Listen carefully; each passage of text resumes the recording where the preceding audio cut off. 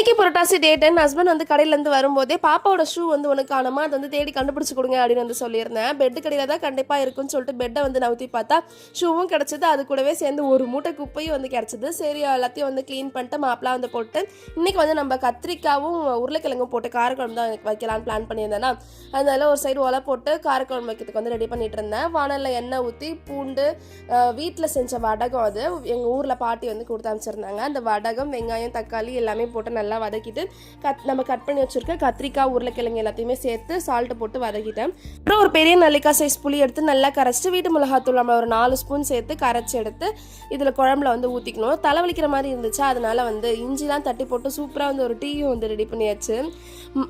New brand rice வந்து ஒன்று வாங்கியிருந்தோமா, அதை வந்து எப்படி வடிக்கிறதுனே தெரியல. சரி ஊற வச்சு வடிக்கலாம்னு சொல்லிட்டு ஊற வச்சு வடிச்சா அது வந்து லைட்டாக குழஞ்சிருச்சு. அதுக்கப்புறம் காரக்குழம்புக்கு நல்லா தான் இருந்துச்சு குழஞ்சாலும். இனிமேல் வந்து ஊற வைக்காம தான் அதை வந்து வடிக்கணும்.